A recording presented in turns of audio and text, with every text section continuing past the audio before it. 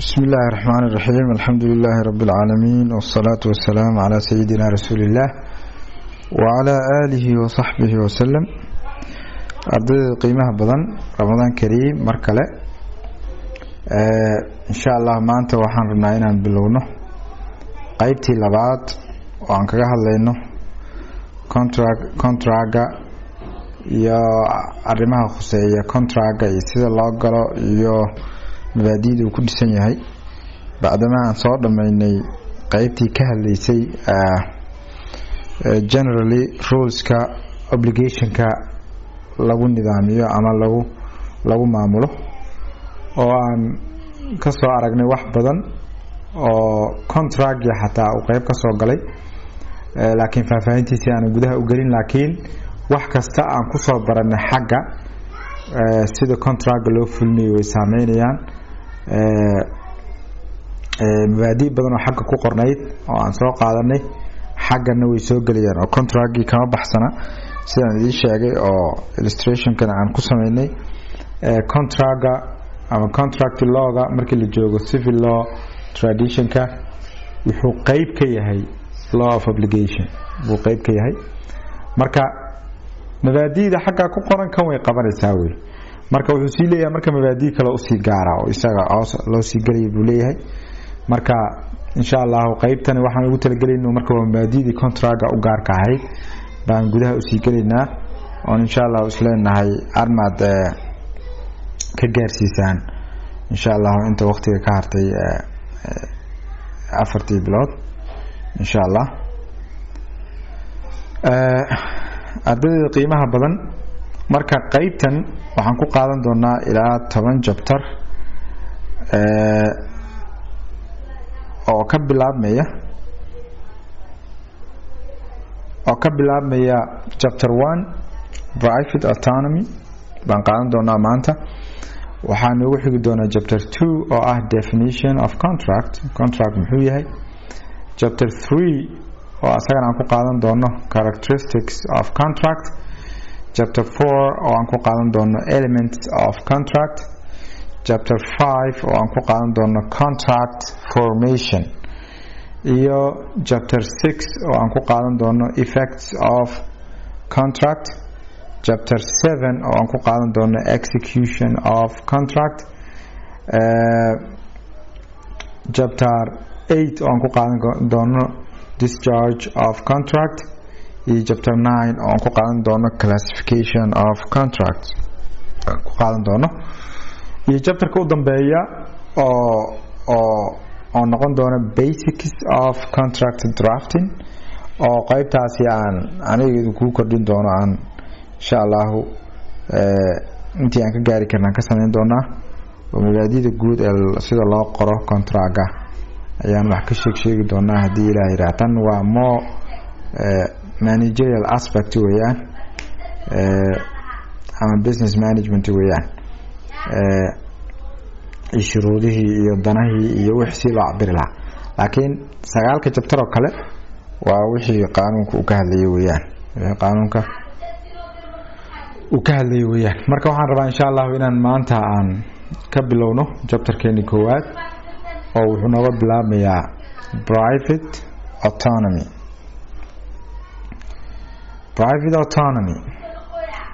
maxay tahay autonomy the private waa garanaysaa waa waxa gaarka ah oo qofku uu leeyahay ama isha qofka private marka la leeyahay yani waa individualka qofka laga hadlaya qofka ayaa laga hadlaya marka private autonomy markaan yiraahdo autonomy ereyga la yiraahdo macnu leeyahay oo ka yimid Gariigu ka yimid ka soo jeeda waxa uu ka kooban yahay laba erey ereyga koowaad waxa weeyaan waa autos oo ah self u dhigma self yani iyo nomos oo u dhigma law marka waa self rule weeyaan yani qofku wuxuu isaga isku xukumay waxa la yiraahdaa autonomy marka private autonomy marka maqasho macnaha laga jeedaa waxay tahay waxa dadka iyagu isa saarayaan oo aan uga imanaynin dawladda oo aan uga imanaynin society-ga baa waxa la yiraahdaa private autonomy marka waxa iyagu isa saarayaan marka tusaalaha ugu fiican oo public autonomy-ga waa contractiga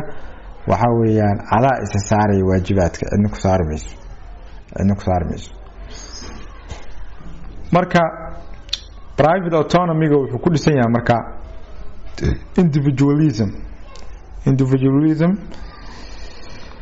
individualism-ku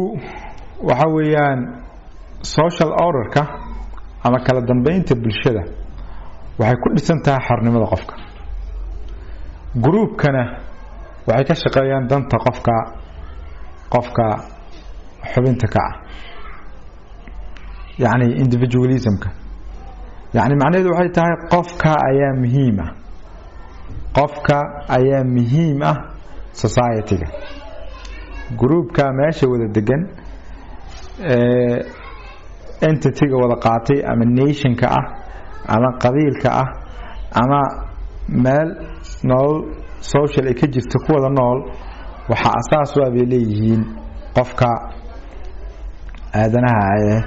individualka baa muhiim individualkuna de meesha laga cabiro waxa weeyaan waa freedomka qofka waa xorriyadiisa qofka hadii xorriyad laga qaado de wax uu sameyn karo ma jirto wax uu soo kordhin karana ma jirto de in wixii xoog looga qaadan karo looga qaato mooyee yani ma noqonayaan wax legitimate ah qofkii isaga ka soo fulay oo hadhow loo qabsan karayo ma noqon karayaan marka autonomy marka mabdaas ayuu ku dhisan yahay oo individualism-ka oo ah in social order-kii uu ku dhisan yahay freedom of the individual groupka ama community-ga ama society-gana ay u adeegayaan ama ay ilaalinayaan xornimada qofkaas ay ilaalinayaan society-ga marka la leeyahayna waxaa loola jeedaa dawladdii waxaa la rabaa nidaamkii meesha bulshada ka jiray waa inay ixtiraamaan xorriyadii qofka waa inaan la faragelin waa in qofkii dee si xor ah uu u noolaan karo dabcan annaga Soomaali baan nahay xaqiiqatan dawladnimada waxyaabaha inoo dhibto waxa ka mid ah inagu waxaan nahay dad reer baadiye ah ama aan noqono raacata aan noqono ama aan noqono beeraley ama dabata aan noqono dad si toos ah ula macaamilaya waxa Ilaahay khayraad adduunka dhigay xorna ah cid u yeernaysa ayna jirin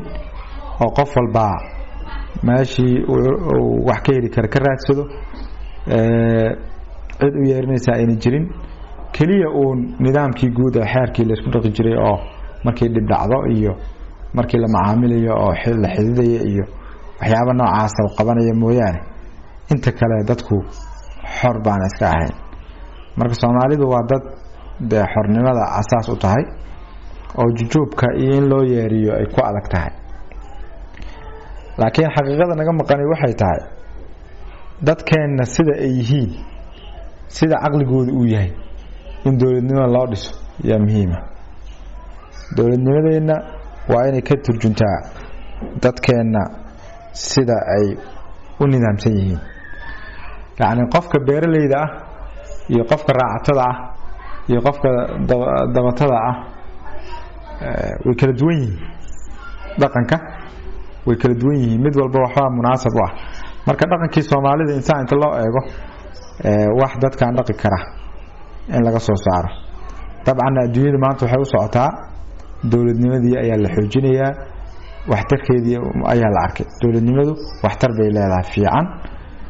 laakiin waa hadii ay leedahay institutionno isdheelitiraya oo de midba midka kale u la xisaabtamayo hadii hay'adaha dawladda dhan wada shaqeeyaan dhibaato ku tahay shacabku inay hay'adaha dawladda dhan wada shaqeeyaan macnaheedu wada shaqeynta ay noqoto de EDB baa la kala tuurto shacabku dhibaato ay qabaan laakiin hadii hay'adaha dawladda ay isla xisaabtamayaan ay iskorjoogteynayaan isdhameystirayaan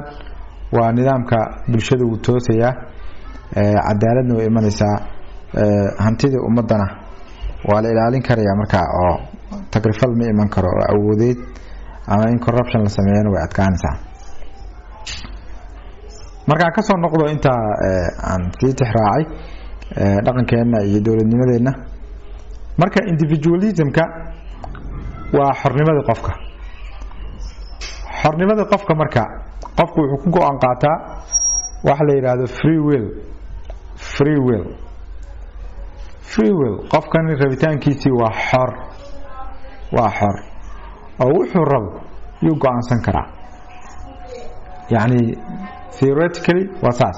qofkani waa xor ilaahay baa rabitaanka siiyay wuxuu rabo ayuu go'aansan karaa waxa kale oo lagu xadidayo dhan waa wax looga ilaalinayo nidaamkii isaga in isku dhacaan marka free will-ka oo qofku wax ku go'aansanayo ilaa intee baa la aqoonsanayaa historically qaanuunka markii loo eego Roman law-ga wax dana kama geli jirin free will-ka qofka wax dana kama geli jirin oo waxay xoog saari jireen formality contract hadduu dhameystiran yahay oo sidii la rabay oo u dhaco oo madashii loogu talagal lagu qabto oo sidii loogu talagal loo saxeexo dhaqangal buu noqonayaa muhiim maaha qofka rabitaankiisa muhiim maaha sidaas ayuu ku socday oo mabda'a guud oo lagu shaqeynaya saas oo ahaa ilaa waagii dambe ay bilowdeen in la ogolaado wax la yiraahdo verbal contract yani heshiiska lagu galayo afka lagu galayo oo ilaa markii dambe qaybo badan oo muhiim ay aqoonsadeen oo waagii dambe aad loo isticmaali jiray ilaa kaniisadii waqtigii dambe ay soo fargelisay oo qofkii heshiis kasta uu galo dhaar buu raacinayaa markuu dhaarto heshiiskaasi kama bixi karo oo waa lagu dacweyn karaa marka generally aragtida Romanka waxay ahayd free will-ka qofka wax dana ma siinaynin oo si toos ah uma aqoonsanayn oo marxalado kala duwan baa soo maray ilaa markii dambe uun loo soo dhawaaday in xoogo uu la aqoonsado laakiin aan la wada aqoonsan laakiin waxa soo baxay nimankii Faransiiska ahaa oo aad ogeydeen kacdoonadii ugu muhiimsanaa taariikhda ee hadda dimuqraadiyadan iyo waxaan lala qaylinaya mabaadi'doodii lagu saleeyay in badan oo kamid ah oo ii sheeg the French Revolution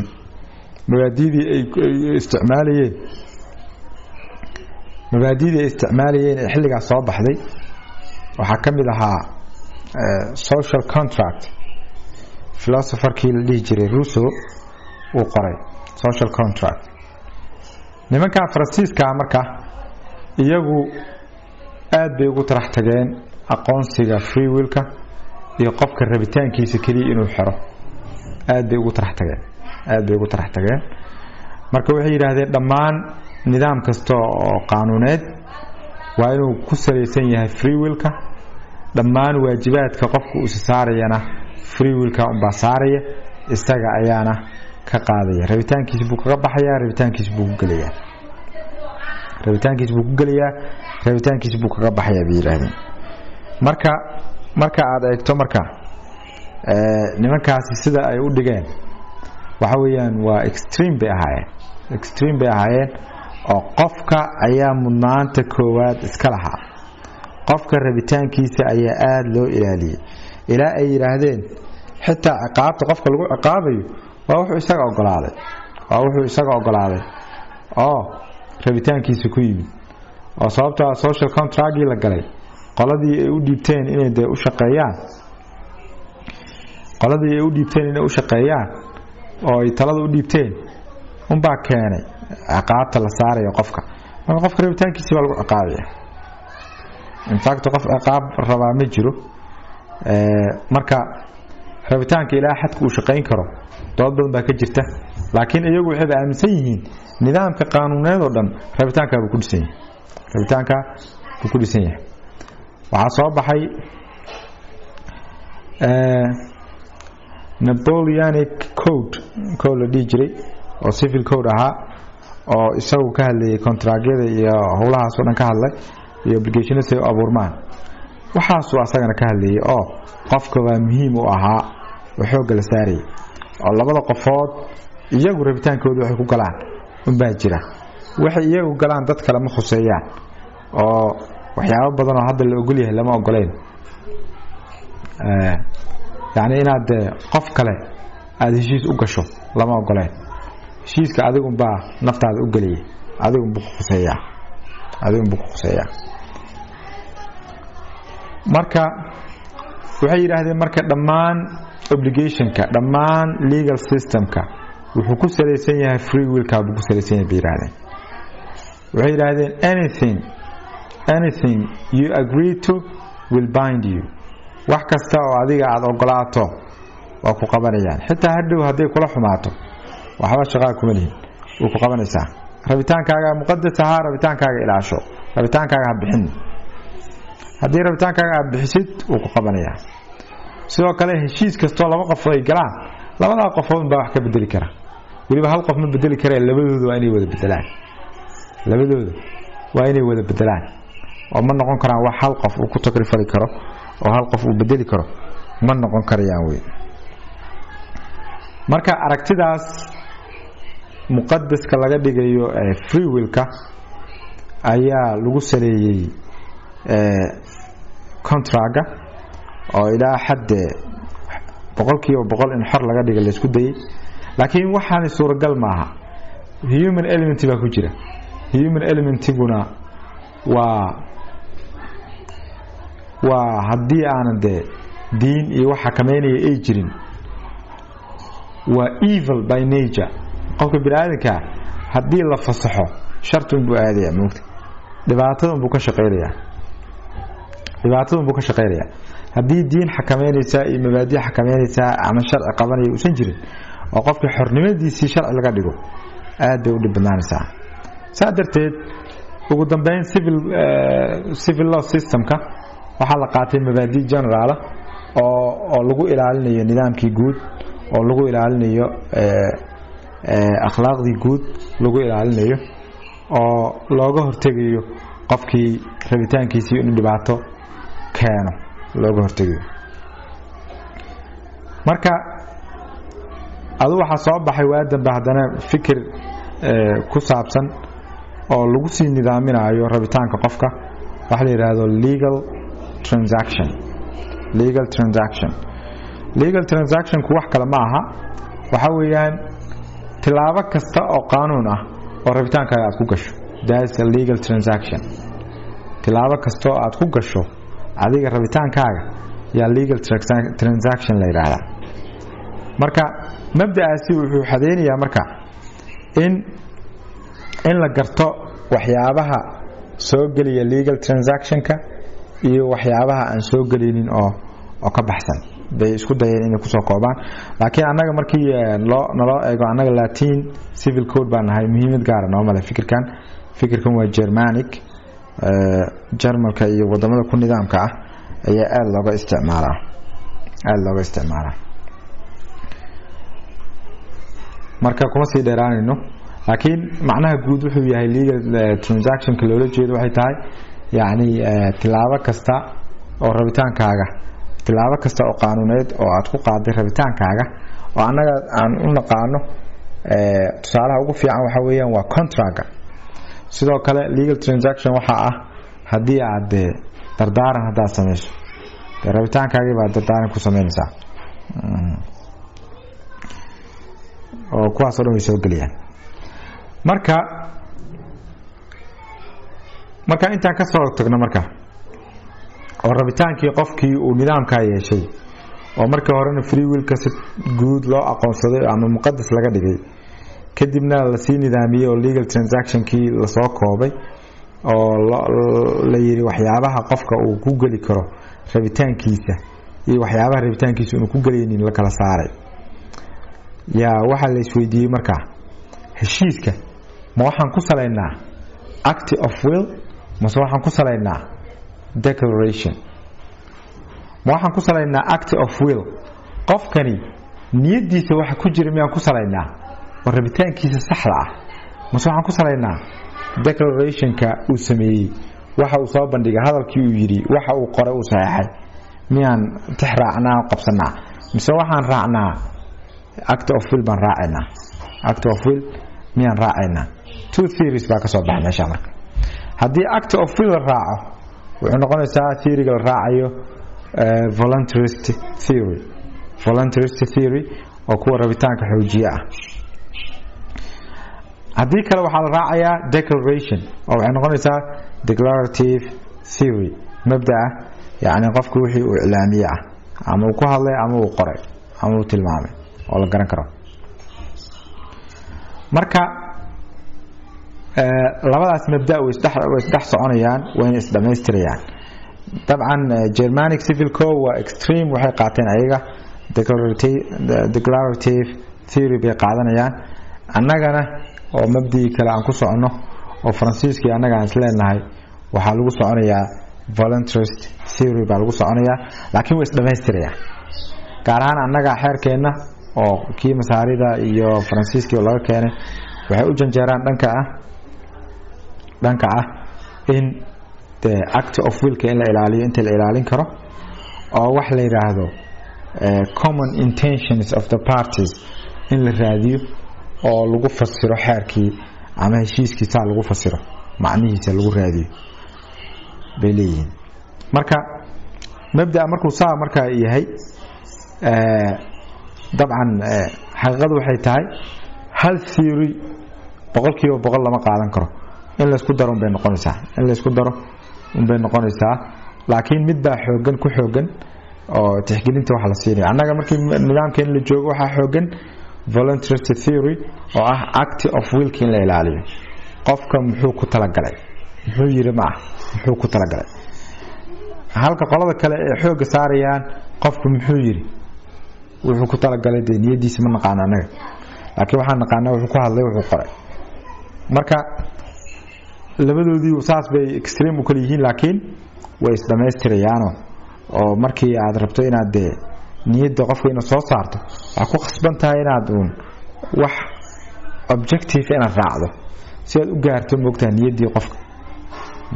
si aad u gaarto lana xaqiiqada niyada qofka si toos ah u soo qaban karto marka labada qofood hadii isku khilaafin heshiiska isla ogol yihiin macnaha lagu fasirayo dhibaato ma leh laakiin markay isqabtaan way markii labada fikir la kala qaadanay maxaa lagu talagalay qofka muxuu ku talagalay kan muxuu ula jeeday markii la leeyahay waa marka meeshan marka waxyaabo muhiim ah jira oo ay tahay in la ilaaliyo waxa muhiim ah in la ilaaliyo transactional stability wala macaamilaya contract waa macaamilkii dhaqaale Soomaa macaamilkii dhaqaale waxa la rabaa inuu xasiloo yahay hadii aan 100% niraahdo rabitaanka qof walba yaa la dabagelaya la raadinaya waqti badan baa nooga lumin oo ma jirto heshiis kale ku nidaam noqonay oo rabitaankii dadka isku mid ma ahade qofba waa goonidiis hadii qof walba rabitaankiisa baa la dabagelaya hadii la yiraahdo waa adkaanaysaa in heshiis la midaba u dhaco oo wixii oo dhan mabaadiidii isku dhaxyaacdo marka stability-ga meesha ka baxo si marka stability-ga meesha uga baxo mabaadii stability-ga meesha uga sii jiro oo stability-ga aan loo waayin waxa qasaba in mabaadiidii guud la raaco marka waxa jira wax la yiraahdo protection of reliance and appearances in la ilaaliyo kalsoonida qofkan waxa aad sheegtay dadku kalsooni bay ku qaadanayaan kalsoonidii bay ku actigareynayaan ay wax kugu sameynayaan marka kalsoonidii hadii ayna jirin oo qofkii waxa aad ku hadashay hadhow aad dhigi karto waxaan kuma talagelin qofkii si uu qaato ma laha uu kaaga tashanaya qofkii marka حتى civil markii la joogo Latin civil codes markii la joogo waxa qasab reliance in la ilaaliyo transactional stability in la ilaaliyo oo wixii aan laga dhigin wax ku xiran qofkii rabitaankiisii in la raadinayo oo qofkii meel looga tixraac aan lahayn hadhow dhibaato ku noqoto wixii inaad fahanto qofkii saad ula macaamisho ay garan weyd marka waxa muuqda muhiimad bay leeyihiin iyadoo la ilaalinayo kalsoonida reliance-ga iyadoo la ilaalinayo. marka private autonomy-ga qaab badan buu ku yimaadaa contract law marka la joogo heshiiska markaad galayso rabitaankaaga waad ku galaysaa cidaad la galayso qaabkaad u galayso waxaasoo dhan waa wax adiga kuu furan oo cid kugu khasbaysaa ma jirto termska adaa yeerinaya adaa lagaa rabaa marka inaad wixii aad si saxa aad u gasho oo aad adiga aadan isku xirin gacmahaaga aadan isku xirin baa la rabaa gacmahaaga inaadan isku xirin baa la rabaa. marka private autonomy-ga aad baa loo isticmaalaa oo meeshay si fiican uga muuqanayso waxa weeyaan waa contract law bay aad uga muuqanaysaa. marka waxaan isleeyahay intaas dulmar guud oo ay nagu filan tahay oo inaan fahanno private autonomy-ga waxyaabuhu ku dhisan yahay iyo sida loo maareynayo rabitaanka dadka ilaa xadkee la maareynayaa sideese loo maareynayaa. marka haddii aad garsooro tahay, haddii aad garyaqaan tahay iyo haddii aad tahay qof kale oo caadiya waa muhiim inaad fahanto dadkan macaamilkooda inaad waxaad kaga tashan lahayd waa inaad fahanto iyo sidaad u kala saari lahayd dadka is haysta waa inaad fahanto. marka waxaan sameynaa marka qoraalkii baan akhrinaynaa. chapterkan waa iska kooban yahay, chapteradu way kala duwanaan doonaan dabcan waxay ku xiran tahay chapterka mawduuca uu ka hadlaayo xagga baaxadda. marka chapterkan waa just introductory oo kale weeyaan, waa iska kooban yahay oo waxaan ugu talagalay inaad private autonomy si general aad u fahantaan si kooban. chapter 1 private autonomy from the Greek autos and nomos, labadaas eray oo la isku daray weeyaan.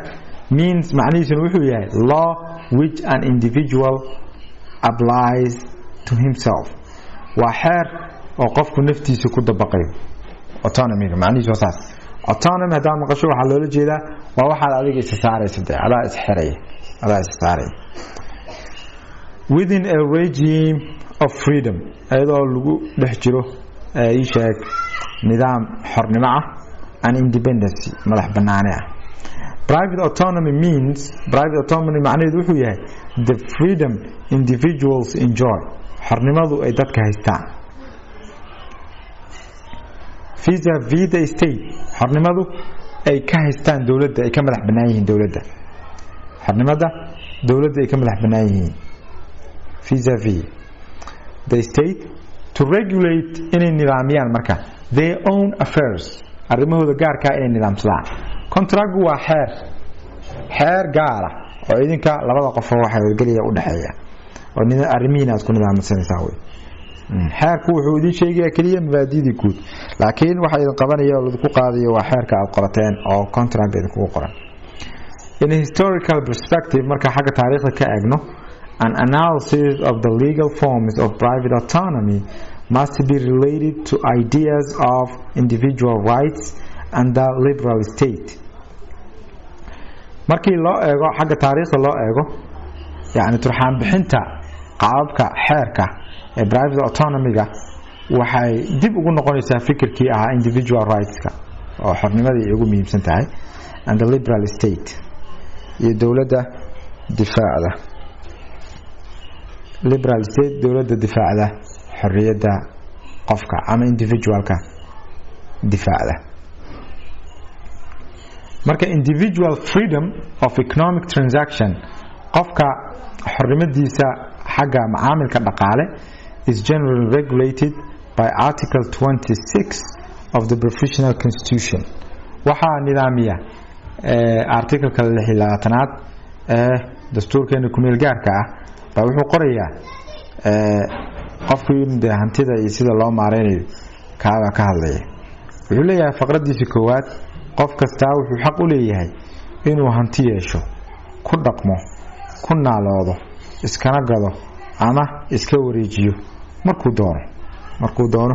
inuu iska wareejiyo oo rabitaankiisii qofka oo waxa ku sameeyo. dawladdu waxay si khasab ah oo rabitaanka qofka ka qaadaysaa hanti ula wareegi kartaa marka ay jirto dan guud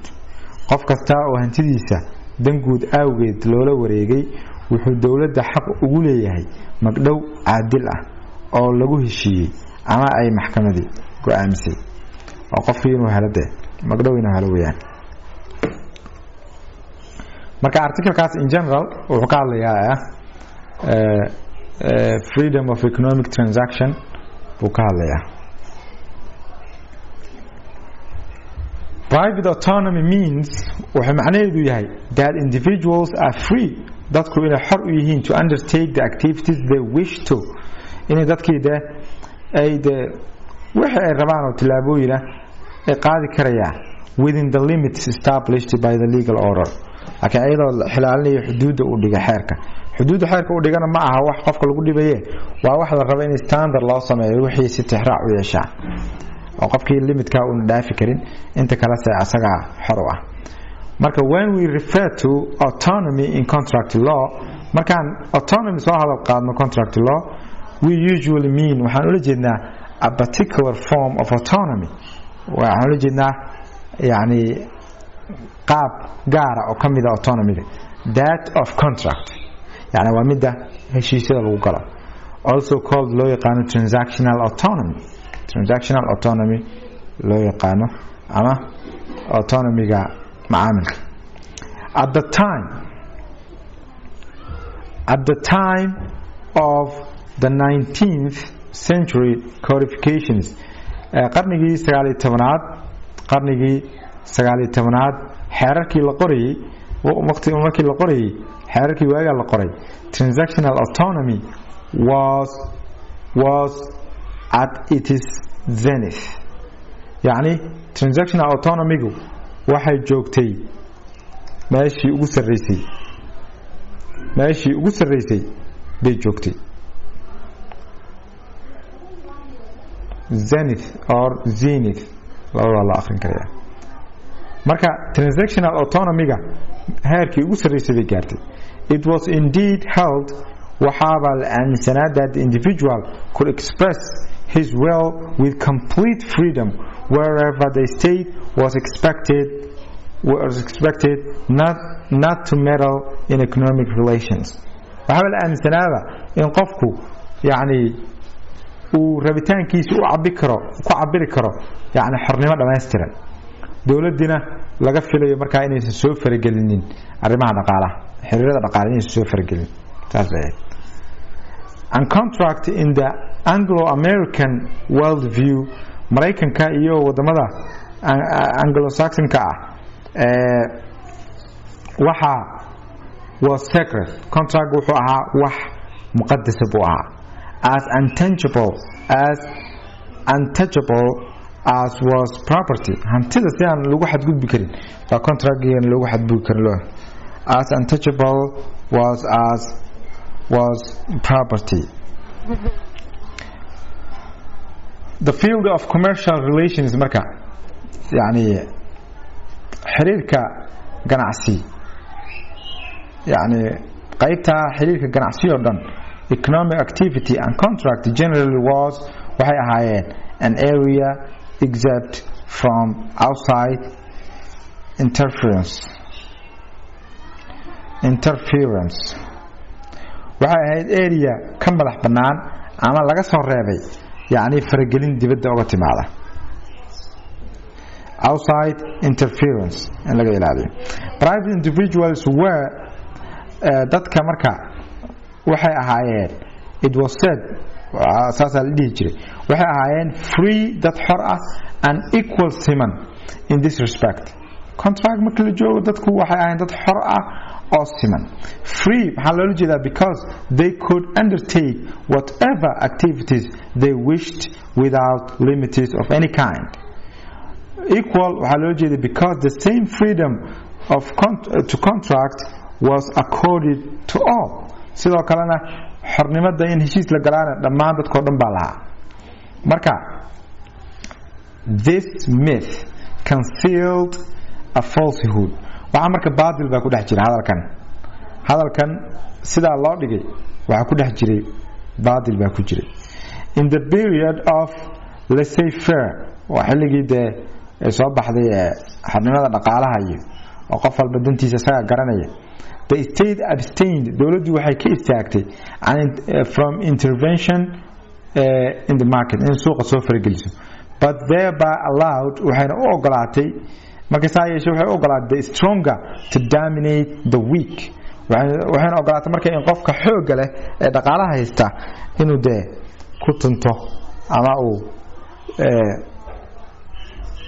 isheeg qabsado qofka weak-ga ah ee aan tabarta lahayn. As happened sida ku dhacday with labor contracts heshiisyada shaqaalaha oo meeshii ugu darneyd oo dee cilada ka muuqatay. Employee-ga iyo employer-ka dee strong position waxaa jooga employer-ka uu yeerinaya asaga u yeerinaya qofkan employee-ga baahi baa haysa shaqo u baahan yahay marka wixii raba loo yeerinaya xuquuqdiina aad bay isaga yareed marka waatay ka dhasheen kacdoono keenay in wixii la bedelo oo faragelin badan sameeyo xuquuqdii shaqaalaha iyo hawsha markaas bay bilowday. Considered markii lagu tixgeliyo by standards of any other form of contract marka contractiga kale loo eego kuwa kalaaba roomba oo dhaqaalaha suuqa wax isdhaafsiga laakiin marka shaqaalaha iyo meelaha loo eego waa dhibaato badan baa ka dhacday. In this period xilligaa marka waa the theory of legal transaction arose baa soo baxday marka xilligaa legal transaction oo qoladii Jermanka ay ku nidaaminayeen rabitaanka qofka iyo xadku leeyahay. Act of will or declaration waxaan qaadanaynaa act of will mise declaration is a legal transaction an act of will or declaration. Legal transactionka waxa qofka rabitaankiisa uu ku galay ma waxa weeyaan act of will miya mise waa declarationka weeye kee qaadanaynaa waxaan qaadanaynaa qofka niyadiisa wax ku jira mise waxaan qaadanaynaa waxa uu sheegay ama uu qoray ama uu sameeyay. The question may appear يعني سؤالش waxay u muuqan kartaa to be merely theoretical waxa iska yani theory ah bay u muuqan kartaa but it has real practical significance bay leedahay waxay leedahay muhiimad practical bay leedahay because different legal consequences can follow depending on which theory is followed yani waxa dhalan kara yani legal consequences baa dhalanaya iyadoo la eegayo marka mabda la raacayo ama theory-ga la raacayo marka iyadoo la eegayo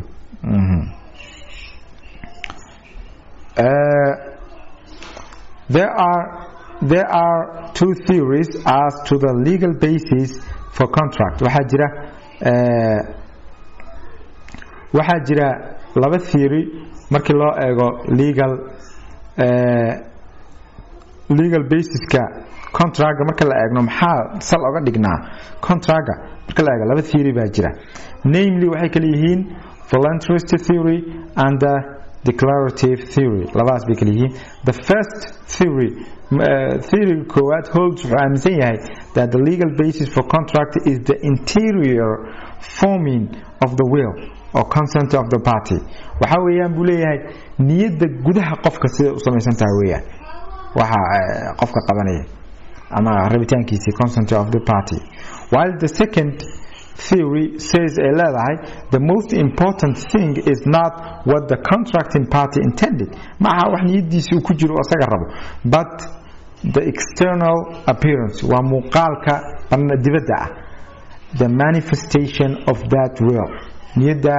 niyadaas waxa muujinaya in hor yaalla oo hadalkii ama actionkii ah marka in the former theory it's a must waxa qasab ah to recognize inaad aqoonsato the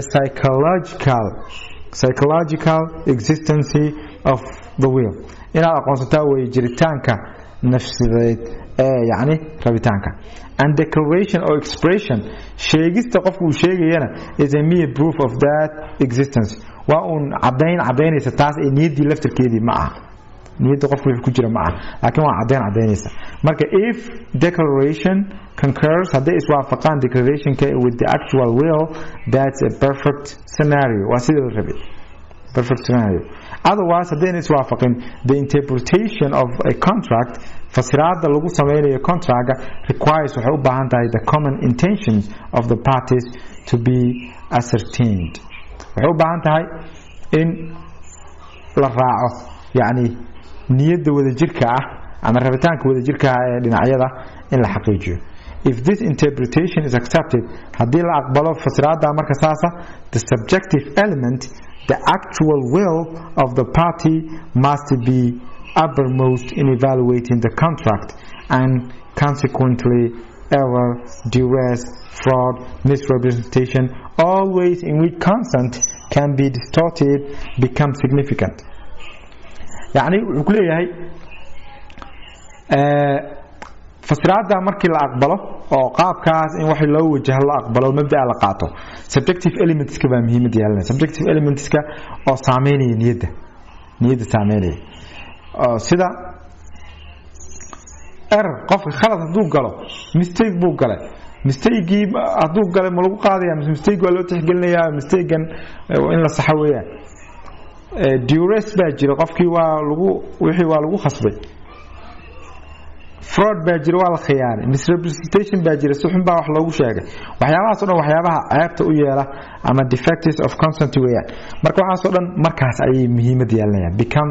significant markaas bay noqonayaan marka this is usually the case in all Latin civil codeyada Latinka oo inaga aan kamid nahay ba nidaamka ku shaqeeya oo subjective elementska yaa la siiyaa ahmiyad la siiyaa si loo soo saaro wax rabitaankii labada qof ku salaysan oo la miisaami karo The Germanic civil codes usually follow waxay raacaan the manifestation of the will waxay raacaan niyada ama rabitaanka qofka ee soo muuqanaya yani declaration of the inner will niyadii hoose qofku uu rabay laaminteedii raacayaan they say waxay leeyihiin declaration is not a mere proof of the actual will ma aha cadeyn kaliya ma ahane it is the will ayadaaba ahba niyadii qofka ama rabitaankiisa at least its social appearance muuqaalka bulshada ee noo muuqanaya weeyaan which can be recognized and aqoonsan karna waa meel uga leexan aan lahayn waana very practical ra'yigooda so waxay leeyihiin the test is what a person of normal diligence could be inferred from reading or hearing the declaration to have intended yani waxay leeyihiin seen ku ogaanaynaa marka waxaan sidee ku ogaanaynaa waxaan ku ogaanaynaa buu leeyahay qofka caadiga ah ee taxadarkii loo baahnaa sameynaya markuu akhriyo ama maqlo declarationka waxa uu meesha ka fahmi lahaa moogta wuxuu meesha ka fahmi lahaa taas baan ku miisaaminaa bile marka what prevails in evaluating the transaction are the objective elements waxa weeyaan waxyaabaha lagu qiimeynayo ama la isticmaalayo marka la qiimeynayo transactionka waxa weeyaan waa objective elements ka weeyaan those which appear to the outside world kuwa noo muuqanaya not what the party had in his mind waxa maskaxdiisa ku jira anaga waxdana kama lihin weeyaan but what the intended recipients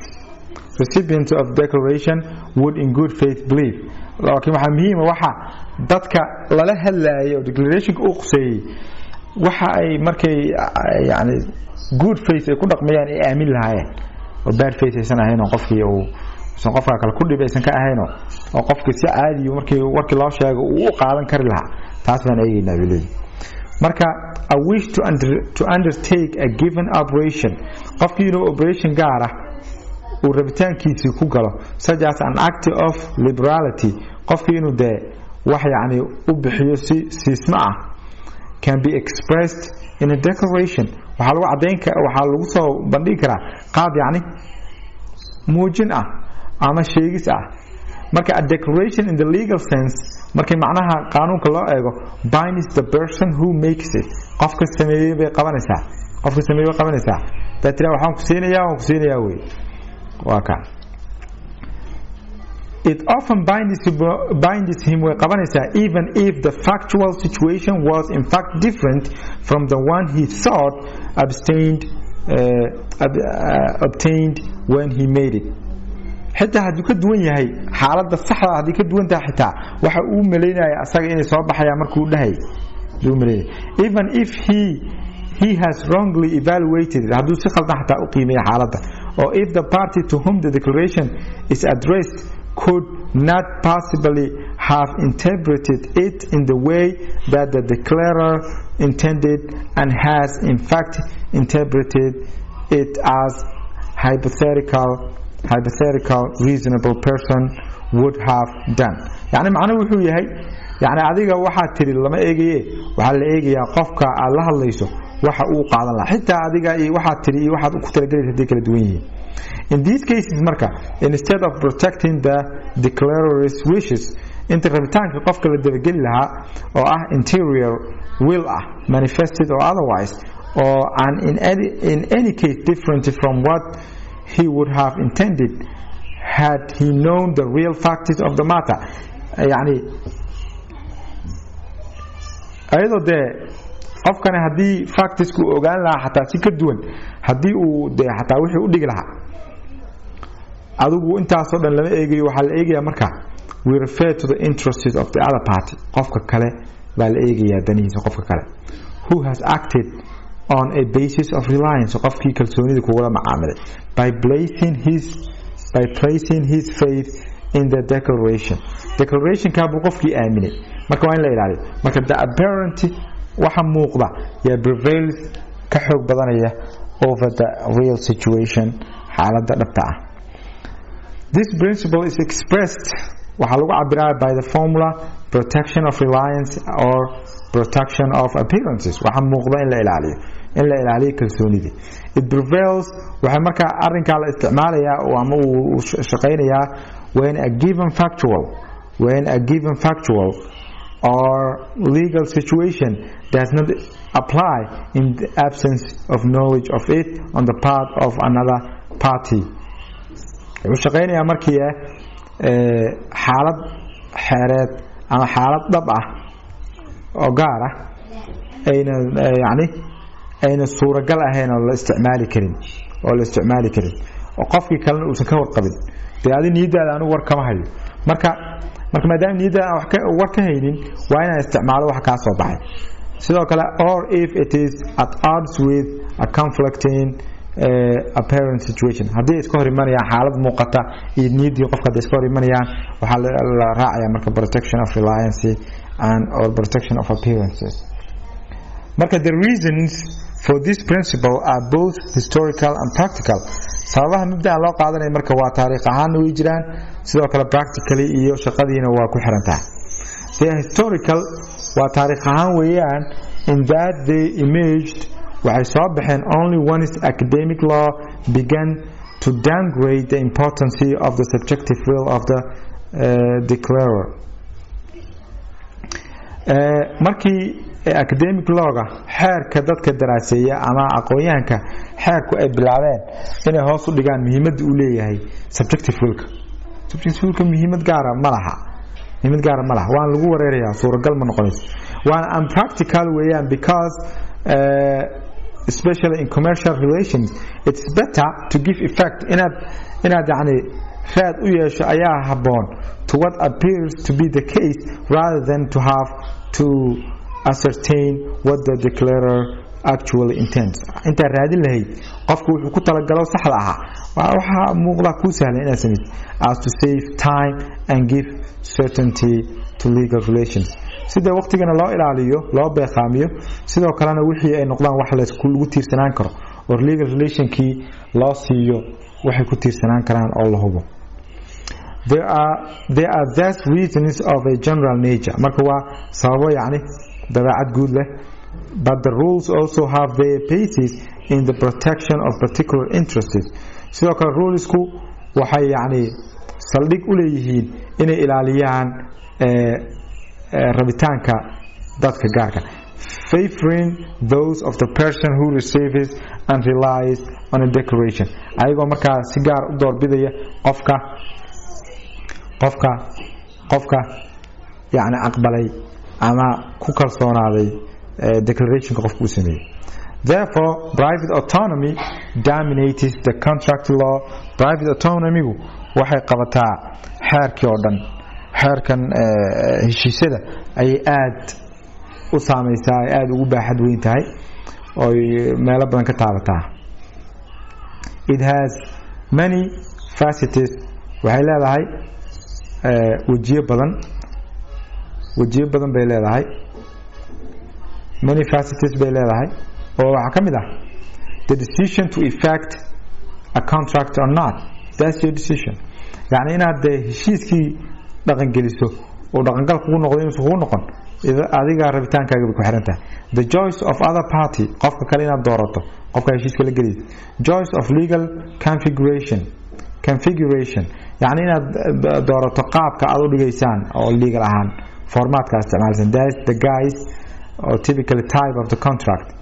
Choice of form, sidoo kale inaad doorataan ma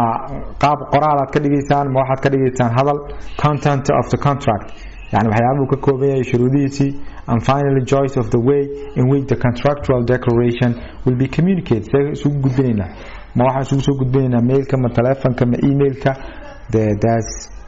That's your choice. There's a wide area of choice. marka waxaa jira yani baaxad ballaaran oo qofkii uu ku go'aan qaadan karo oo rabitaankiisa u shaqeynayo, which is usually free oo xor ah. But for many different reasons, sababo kala duwan oo badan darteed, connected xiriir la leh the way commercial relations have evolved with market mechanisms, ayadoo la eegayo sida ganacsigu u shaqeynayo suuqa. Or for legal reasons pertaining, ama sababa sharci xiriir la leh to the laws objectives, ama ujeedooyinka sharciga sababa xiriir la leh. Sometimes the contracting parties are not at liberty to exercise